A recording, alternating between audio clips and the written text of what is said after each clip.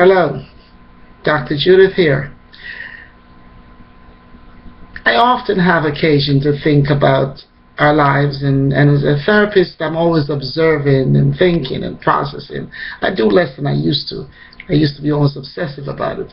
But as the Lord has, as I've allowed Him to take over my life more, I obsess about a few things. Maybe now I obsess more about Him than anything else, or certainly anyone else. But one of the things that I've thought of, especially as I meet and work with people who have issues from their childhood, what I'm recognizing is that as children, our lives, our brain, our whole makeup, psychological makeup, spiritual makeup, is there for people to write on. It's like a slate. And when we're babies, we can't control who writes on that slate. We can't decide who writes what on that slate. But yet what is written at a very young age is what determines later on, to a certain degree, what is written from there on. Meaning that when we're a child, if we're told as a child that we are great and wonderful and beautiful, as we get older, we attract people that continue to write the same thing on that slate. And we somehow demand it because we have heard it as babies, that that's who we are. So what was written when we were babies, when we couldn't say what would be written, follows us into our adulthood. And we then find out in our environment that if there are not other people who are willing to write the same thing on our slates that was written when we were babies, we tend not to want them around us. And that's kind of natural. We want confirmation of what was already written there years ago. The other side of the coin is that when we were children, we were babies, and people write negatives on our slates, and they write, you're not that pretty, and you're too dark, and you're too short, and you're too skinny, and you're too fat, and you're not the brightest child, and I wouldn't enter you into a beauty contest. I love you, my child, but you're just not a pretty child.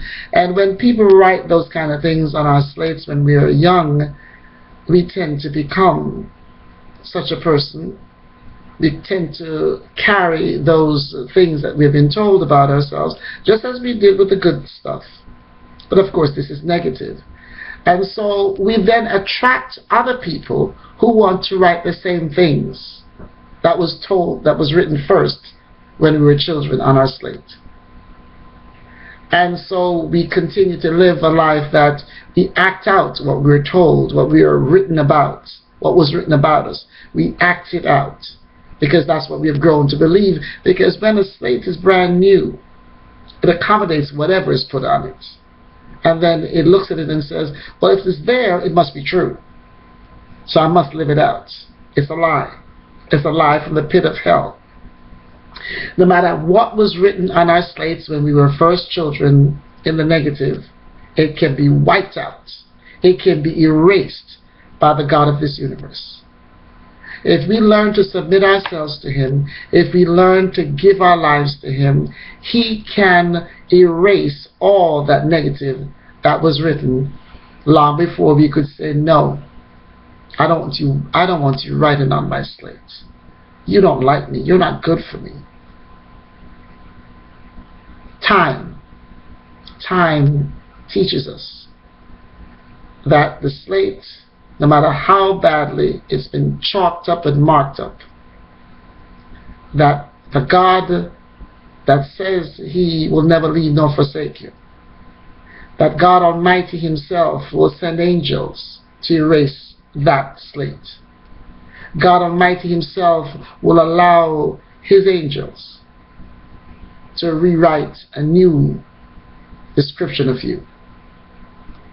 And so if you've had negative words written on your slate when you were a child and could not stop them from writing it, if you have those words written and as a consequence have attracted people who have written more negatives in total with what was already written, The word I have for you today is, it can be erased. It can be changed. A new word to be said about you. Don't forget that. God knows the plans for you, and He's the one who tells the angels to write the new words on your slate. Go to Him, submit to Him. Let Him write a new song. Let Him begin a new thing in you, and life will never be the same again. This has been Dr. Judith. Until next time, take care.